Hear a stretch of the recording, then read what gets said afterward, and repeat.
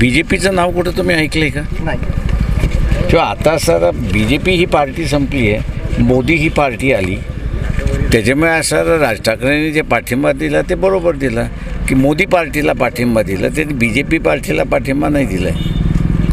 Sir, आज तुम्ही रिसोड विधानसभा मतदारसंघामध्ये विविध जातींचे जे मेळावे घेतलेले आहेत, एकंदरीत कसा प्रतिसाद होता आणि काय या संदर्भात भूमिका होती आपली? तर लोकांसमोर असणारं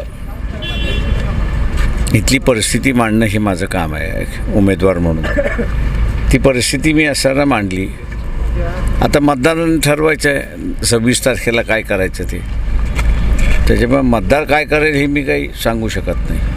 महाविकास आघाडीची आज एक पत्रकार परिषद झालेली आहे आणि त्यात उद्धव ठाकरे असं म्हणालेत की अजूनही आम्हाला अपेक्षा आहे की वंचित बहुजन आघाडी आणि बाळासाहेब आमच्यासोबत येतील, किमान आता नाही आले तर पुढच्या काळात तरी भविष्यात येतीलच. आम्ही आता निवडणूक लढवतो आहोत आणि त्यांनी त्यांची निवडणूक लढावी, आम्ही आमची निवडणूक लढतो. यवतमाळ वाशिमच्या वंचितच्या उमेदवार अर्ज खारिज झाला आहे. वंचितची भूमिका आता काय राहणार आहे? ते आम्ही कोर्टामध्ये गेलो होतो, कारण का त्यात अभिजित राठोडचा जो अर्ज आहे तो पॉलिटिकलरित्याने रद्द केला असं त्या ठिकाणी आम्ही मानतो आहे.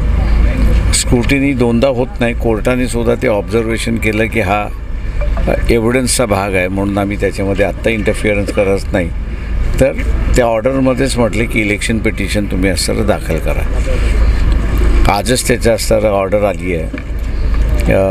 1-2 दिवसामध्ये आम्ही त्या मतदारसंघातला निर्णय आम्ही घेऊ. त्या ह्याच्यामध्ये अभिजित राठोड जर असता तर आम्हाला केकवॉक होतं, एवढं मी त्या ठिकाणी नमूद करतो आहे. कुठेतरी षडयंत्र आहे असं वाटतंय? नाही, मी आत्ता तर काही बोलणार नाही, काही इलेक्शन्समध्ये आहोत, पण नंतर इलेक्शन संपलं की मग मी बोलेन. राज ठाकरे यांच्या बाबतीत एक प्रश्न आहे. एकीकडे ते त्याच भाषणामध्ये असं म्हणतायत की जे व्यभिचार चाललेला आहे राजकीय, त्याला आपण कुठेही पाठिंबा देऊ नये, आणि दुसरीकडे ते आज इथे मोदींना पाठिंबा देत आहेत. त्यांनाच विचारा तुम्ही त्यांच्या भाषणाचा अर्थ काय तो. आपल्याला कुकर हे चिन्ह मिळालेलं आहे. खरं तर वंचित बहुजन आघाडी म्हटलं की आम्ही सिलेंडर असं सगळीकडे पाहतो. आता मतदारांपर्यंत कुकर हे पोहोचवणं इतक्या कमी वेळामध्ये चॅलेंजिंग असणार. कुकर हे सिम्बॉल गेलंही, पोचलंही. माझ्या कालच्या नागच्या दौऱ्यामध्ये दोन्ही ठिकाणी असं बघतोय की सिम्बॉल हे लोकांपर्यंत पोचलेलं आहे. आम्ही इलेक्शन कमिशनकडे असणारं सिम्बॉल मागितलं होतं, पण शेवटपर्यंत आम्हाला देतो असं म्हणत शेवटी त्याने आमचा अर्जच निकाली काढला नाही. त्याच्यामुळे आम्हाला असणारं इंडिपेंडंट सिम्बॉल मागणं प्रत्येक मतदारसंघात भाग पडलं. अकोल्यामध्ये आम्हाला